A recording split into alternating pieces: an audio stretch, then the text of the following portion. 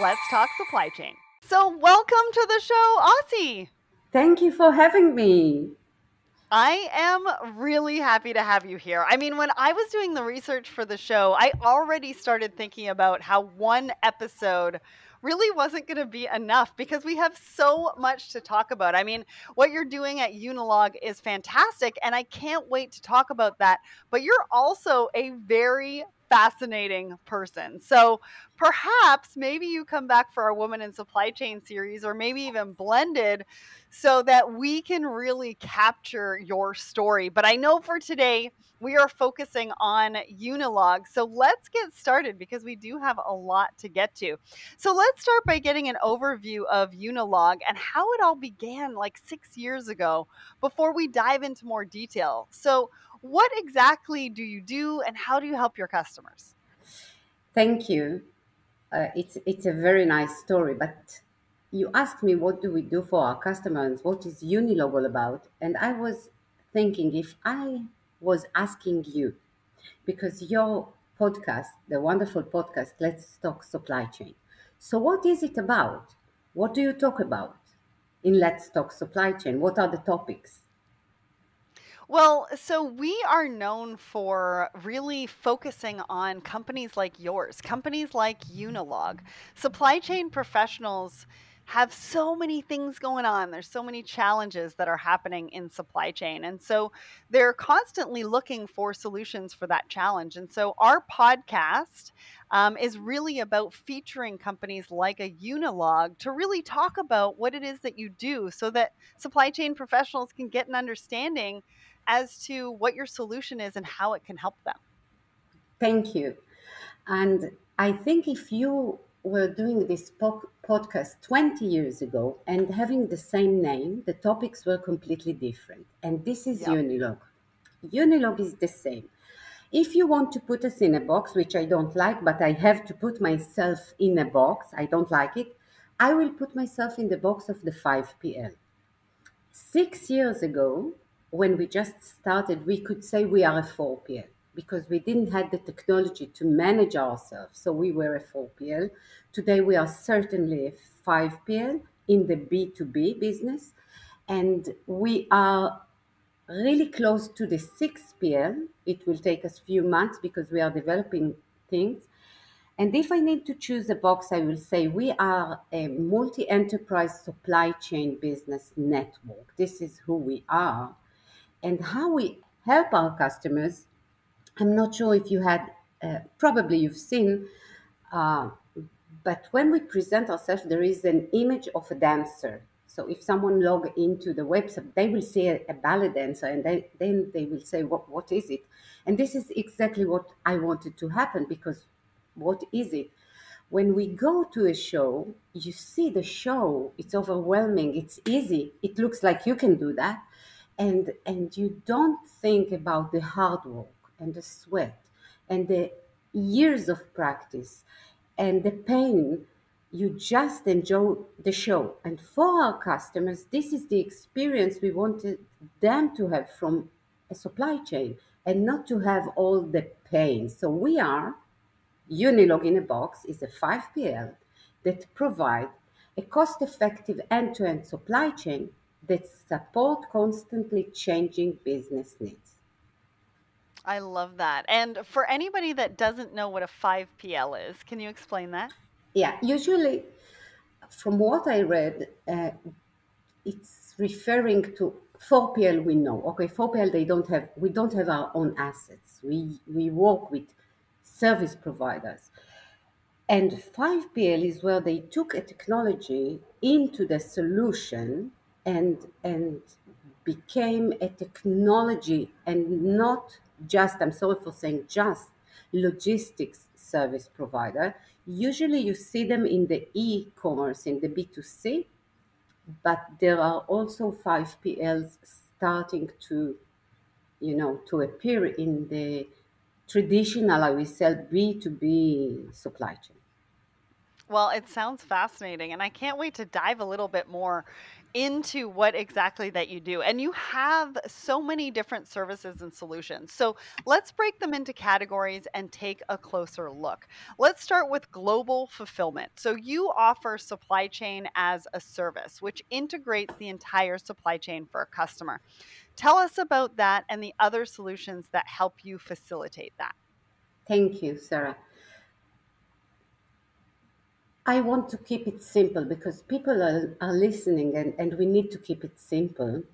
So I will say, first of all, supply chain is a very wide place, ocean.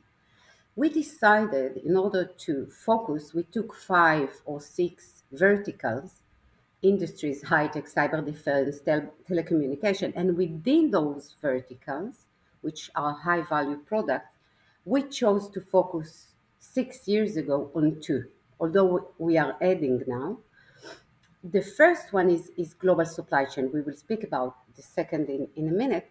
But what is it, a global supply chain? Now, go first. I've been around. I'm 54. So if you go 40 years ago, go back in time. When I wanted to buy a record, my mother had to take me to the bank, to the branch, and took from her inventory. She had to speak to Yvette, the lady there, and take from the inventory in order for me to buy things. And then if she wanted to go abroad, she had to carry her inventory. She had something on her belly to carry the inventory. And then she received a magic card. With that card, she could 24/7 go to the ATM and take from the inventory, etc., Mhm. etc. And now you can do it from your screen. Global fulfillment is the same concept, but the inventory is not cash, the inventory is physical inventory, but it's the same. If you will ask our clients, where is your warehouse? Let's say they have 10 with us, or 90, the biggest is with 90. They have no idea, they don't care, because this is not what they buy. They didn't buy space, in, out, mode of transportation. Global fulfillment is in order to grow the business. They want to deliver their promise to the market, and we support them. So this is global fulfillment for us. And Mhm. this is why they buy supply chain as a service. They don't buy transactions, they don't buy a warehouse. Oh, I hope it's clear now. Yeah, and I really like the stories and the analogies so that we can in the audience really get an understanding of what it actually means for us and our everyday actions that have something in common with global fulfillment. And you're right. You know, a lot of times when we're in supply chain, we look at logistics and supply chains transactionally.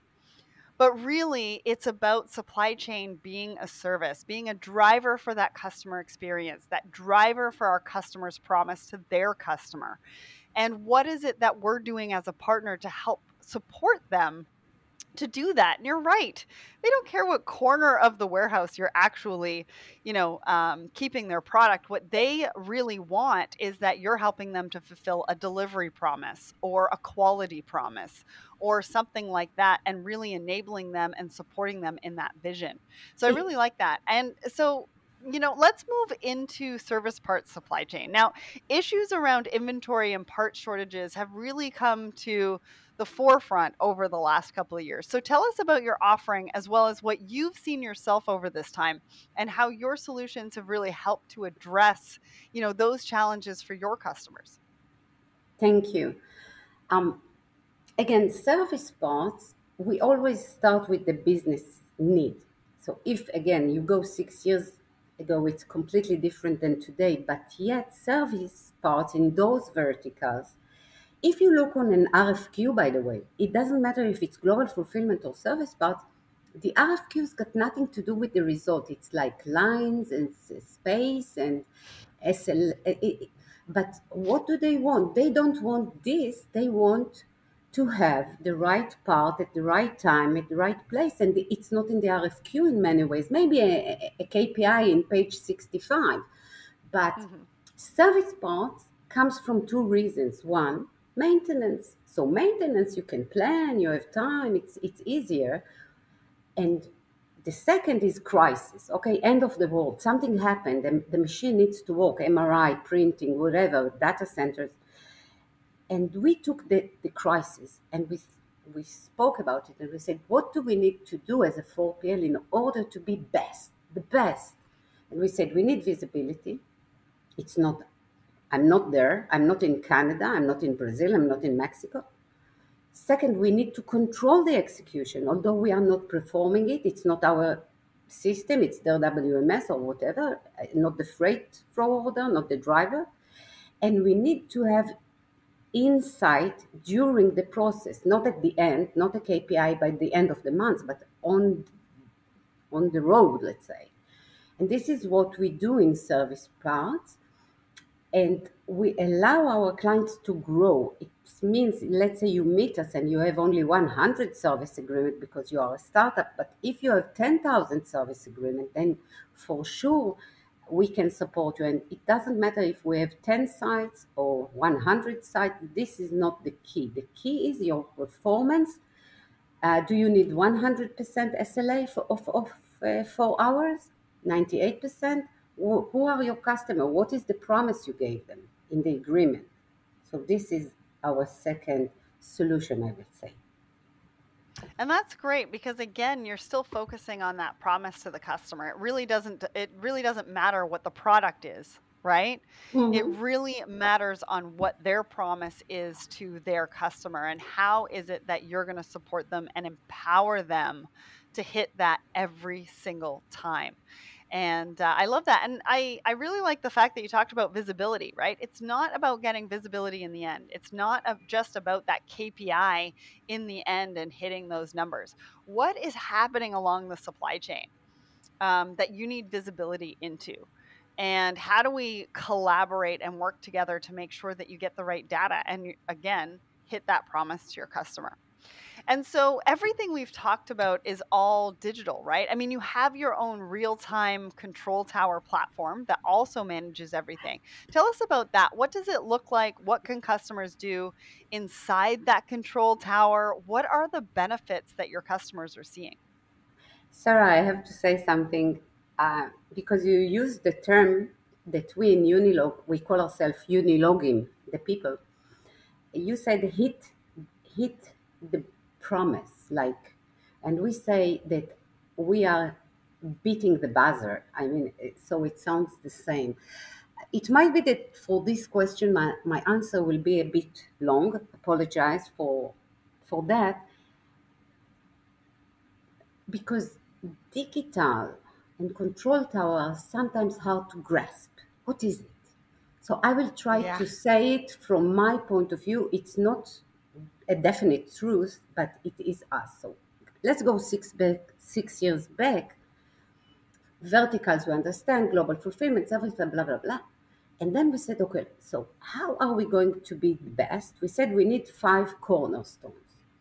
The first, we need to be global. I mean, okay, sure, one. Second, methodology. I was raised by Ernst& Young and Deloitte. In those companies, methodology is a very strong anchor because you don't want to reinvent the wheel. You want to onboard a customer, new location, not in 6 months. We do that in 2 days. So how are we going to move from 6 months to 2 days? It looks like going to the moon. And then we said, okay, we need technology. We need dynamic integration. Why? As a 4PL, who are you? What animal are you? You are eating data. You need to sense. You need to sense the environment and to respond to that. And the last thing was the people. How to create a culture of people that take responsibility. So this was the fifth cornerstone. Now let's go to technology because you spoke about digital and control tower. So the when we imagine this, and I'm speaking about her as a female, Logivas, the system. I'm speaking about her as a female. So we said she needs to create visibility, one, but visibility is not interesting. You see, okay, what you do. So first visibility, and then she need to influence on the execution. She need to create something. And the last thing was the analytics. I read a book in 2005 called Sense and Respond. Now, this book changed my life. It was written by Stephen Perry about sales, not about supply chain. And he spoke about the fact that we need to sense in order to respond. I said, well, good idea. In the supply chain, how are we sensing? What are the sensors and how Right. are we responding? So this is the digital, the automation. Now, in the UK, when you go to the tube, the first time I've been there, they announce mind the gap. Have you heard it? Yeah. Mind the gap. So the first time I said, what's wrong with them? Why are they saying that? I know there is a gap. Why are they announcing it? And this is what we do to ourselves. Logivise is sensing, looking for the gaps between what we wanted to happen and what is happening. And she's shouting in smart way, mind the gap all day long. And this is the digital and this is the control tower. Now, you are asking what my customers, Unilog customer, can see inside, right? You said that. Yeah. The benefits. What? Okay, so we don't want them to look inside. Why? They can, by the way, they can see everything. Usually, a multi enterprise supply chain, which our customers are part of it, they have those systems. They have their ERP, CRM, they have WMS, they have freight, they have transportation, planning, all kind of systems. They like to be there. This is their place. They just need feedback or things inside. So usually they don't get inside our brain, but they receive what they need. Like in many ways, if you think probably on your computer, you have a sticker saying Intel inside. What does it mean to you? You don't know how it works, but you know one thing for sure: you have the best usage of your resources in the device, the best performance. It's going to be fast, it's going to be great quality. The CPU inside your device, it's like Unilog inside the supply chain, like the control tower and the digital tool. This is And trust. I think what you're really explaining is trusting the system, trusting the partner that you're working with, and knowing that the data is what you need and providing the solutions or the opportunities and which way can we go and trusting that data. Yes, because visibility, you said yourself, there is a lot of data. But when your shipment was supposed to be picked, and now it's half an hour before cutoff at the distribution center, and did the courier picked it or not? Because sometimes they don't scan it. So Mhm. let's say you see it was picked, it was not picked. Saying is not enough. What's the action? Who is going to deal with it? Who is going to solve it? So we provide everything, because just visibility for the sake of visibility is just another pile of data. What is going on and what are you going to do with that? This is what we solved in many ways. I am so glad you said that. I've had so many discussions about visibility, and Yeah. I really like how you make everything so simple, and especially the visibility comment about how, it's just another pile of data. It's what you really use it for and how you use it, and in the smart ways that you use it. Because, like you said, if an order's not picked, well, what's the solution? It shouldn't have to wait for somebody to be able to say, oh, well, maybe Eric needs to go get that or something like that. The system should be making those adjustments in real time for you. And I love that. And I've been having, more and more conversations about the need for flexibility and customizable solutions because one size doesn't fit all. Not everybody's supply chains are the same. And actually, it seems like one of the reasons that the infamous Excel has continued to stick around is that people can customize it, right? They can create what they need rather than trying to force their workflows into a solution that wasn't made for them. So tell us what that looks like with Unilog because you talk a lot about customized design. How do you work with your customers and why is that so important? When you asked me that, I said to myself, "You are a genius." Why? Because when we thought about it, if you think about organizations, everyone, you are so right about the Excel. And if you think about any organization, they give you their ERP, CRM, whatever tools, they say to you, this is the process. But in order to be efficient, they trust you. You will use the Excel the right way, and everybody does that. They feed the beast with the information, or it's managing the process. But actually, people are using Excel in order to grow and develop and have insight and performance, etc. So it's such a good question because what we've done is, if you take Logivise, the lady behind Unilog, this cloud-based supply chain software, it's a huge Excel in a way because each individual within this chain, which is very different needs, can fit by himself what he wants. He can create his Excel by himself. He doesn't need to fit into the solution. Now, fitting it, think about Lego. Lego is the supply chain because you have the bricks. It's just that today you want them maybe in a different way, or you want to add a brick, or you want to break it and rebuild it. So why is it so hard? When we approach our development team, we say to them, we are asking ourselves to be agile, to be flexible, to change constantly, to fit ourselves. Well, here is the good news. You need to do the same because developers, they start with no. No, they explain to you why not. But they created for us exactly that. And there is a tweet which I want to read. A tweet made by Joe Barrett from IBM. And he said, no 2 days are ever the same in the supply chain. And the systems we use just don't support that. Well, we know this is what you said. This is why everybody is using Excel. So we do not use Excel. We use Logivise. Our team and our customers do not use Excel. And this is what we do. Simple.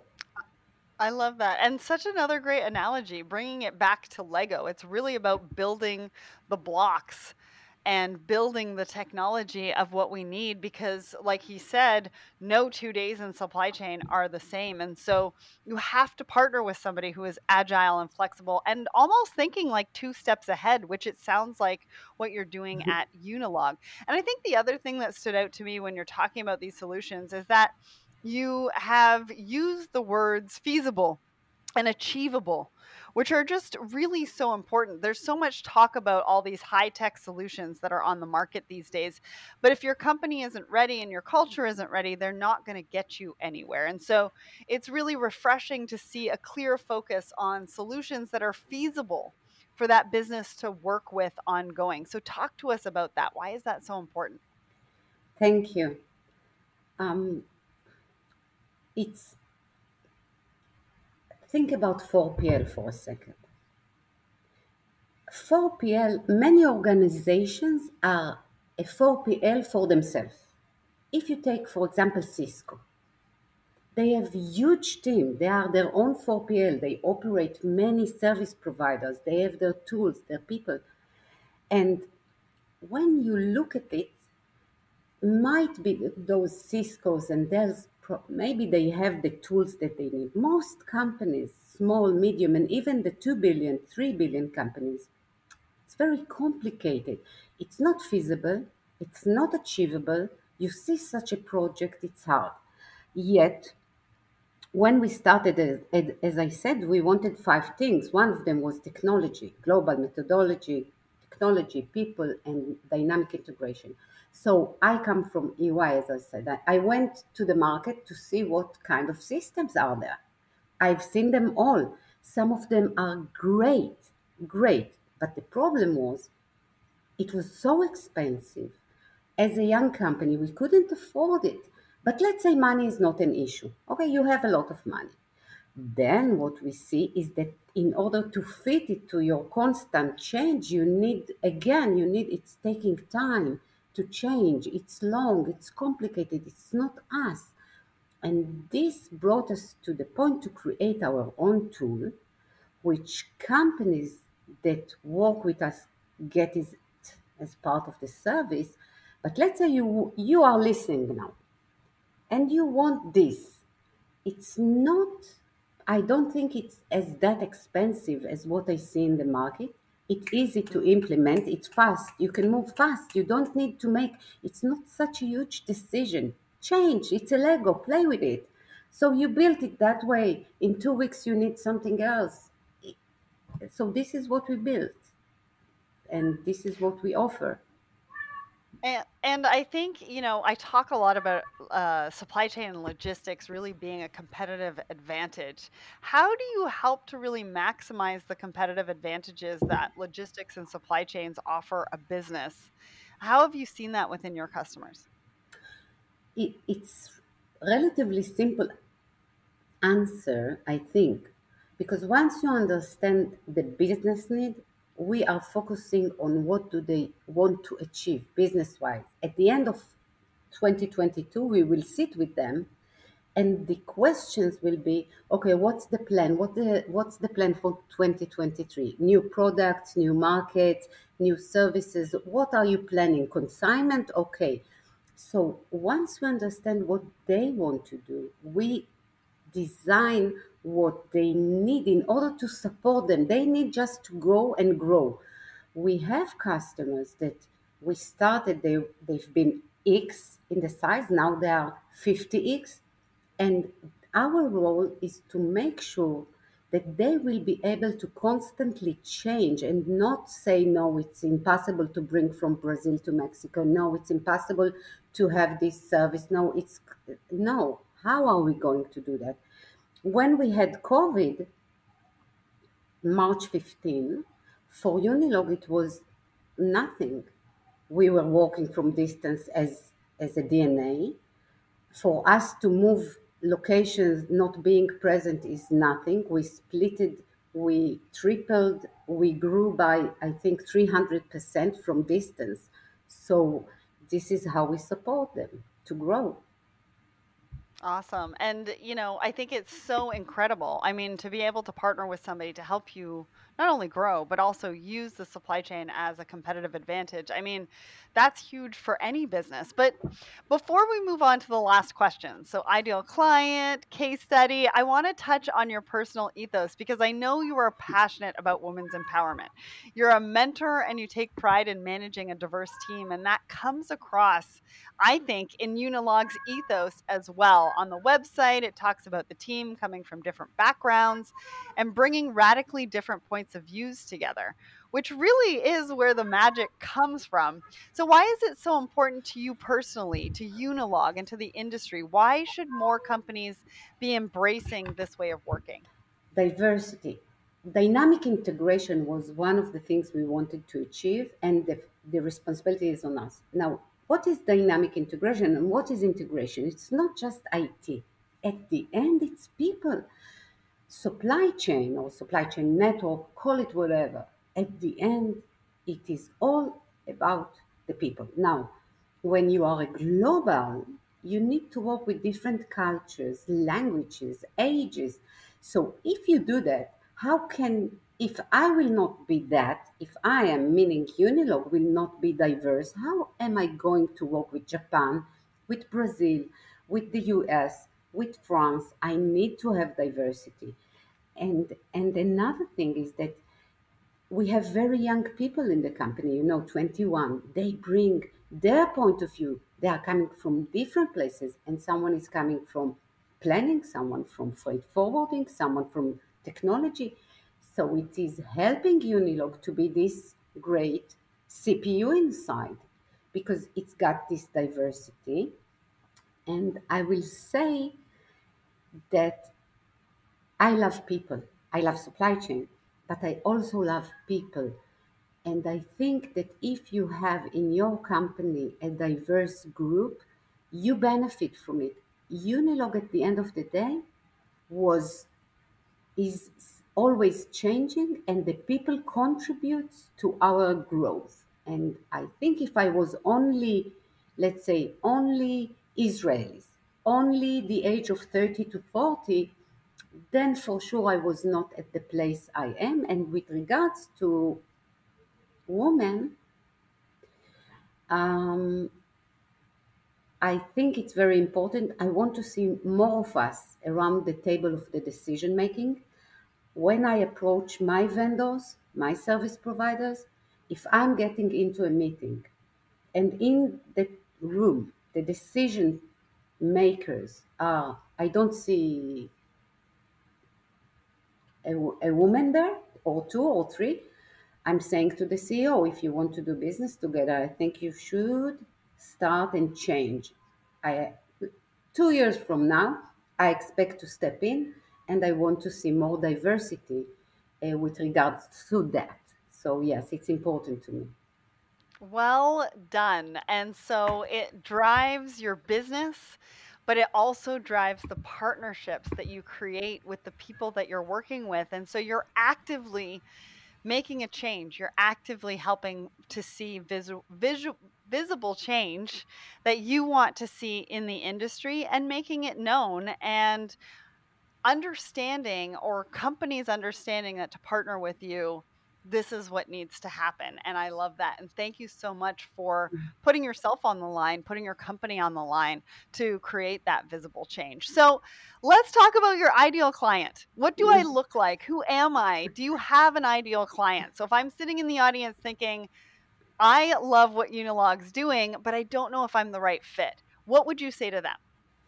First, if you feel that you are the right fit, it's a good start because it means maybe there is a pain that you are facing and you think, oh, maybe I can talk to those guys. But to keep it simple again, to put it in a box, if you are within those verticals I said, then we can sure have a chat because you need such a solution. So the first question is the verticals.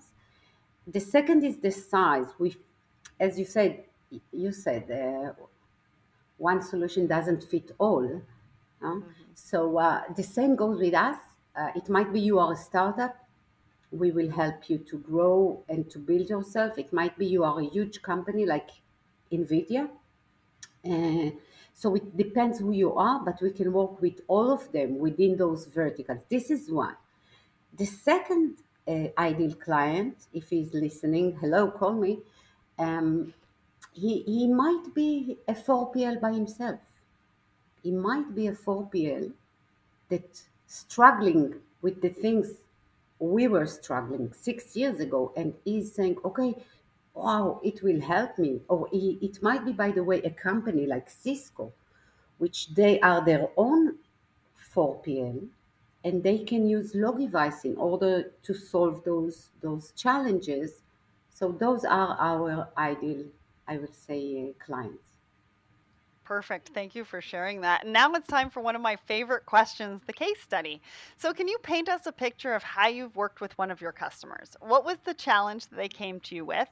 Which of your solutions did you work with them? And what was the impact or ROI of that solution? I will take one, which is, I think, the new type of clients I'm going to see more and more. Why? Okay. He doesn't understand supply chain at all. He is in the 3D printing, okay? They have their own machine. We met a little bit before COVID. They just finished the version 2, let's say, of the product and started to scale in the world.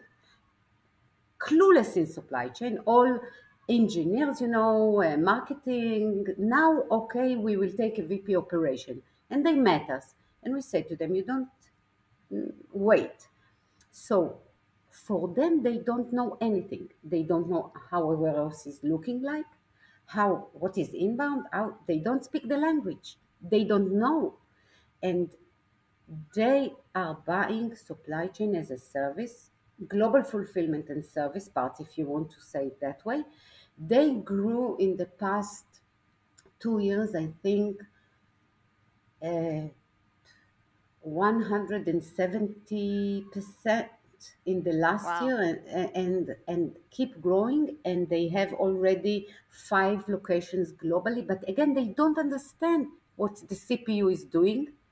they it's working. They say what they want, where are they going, and we just make it happen. We manage all their subcontractors, all their everything, all their customers, everything. Amazing. That's a really great story. And for them to be growing so much and for you to be a part of that growth, I mean, just goes to show what kind of partner that you are and how what you've been talking about this whole episode and helping your clients grow actually turns into, a real world example. So I appreciate you for sharing that. Now, you and I could talk all day, but we've come to our last question. What does the future hold for Unilog? What's exciting? What are you working on? Okay, so um, we are very excited because we are working on really amazing projects. One of them, remember Sense and Response. So we are working with a very famous company. I will keep the name now, Okay. which we have. Maybe one day you will host the two of us, the two CEOs.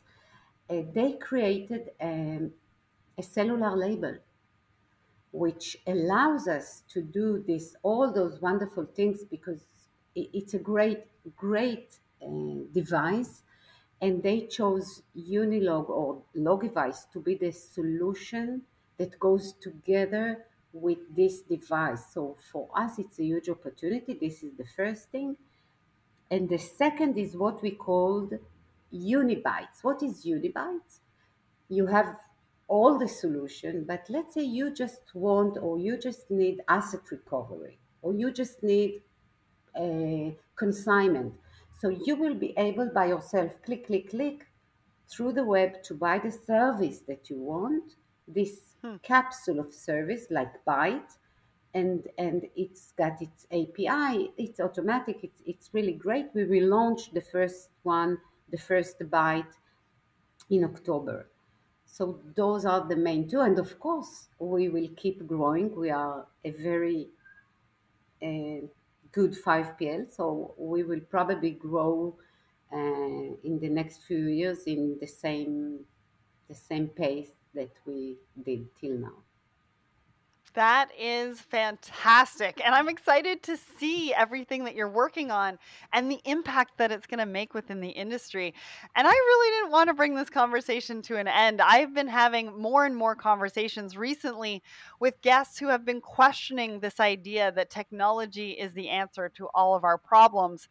Because although the technology is great, in so many cases, we just aren't ready for it or they don't customize to what we need. And so I think a lot of companies can learn a lot from what Unilog is doing, taking that technology but simplifying it, making it feasible, achievable, designing solutions in partnership with their customers that come from a place of diversity, expertise, and with the desire to just deliver clear solutions that bring a competitive advantage. And we definitely need more of this mindset in the industry right now. So if you want to find out more, you can check them out at unilog.company. And a massive thanks to Osi for joining me today and the team at Unilog for making this episode happen. Thank you so much, Osi. Thank you, Sarah, for having us. I'm speaking on behalf of all of you, Dilo. It was great pleasure, and I really enjoyed. I love supply chain, and thank you for your time.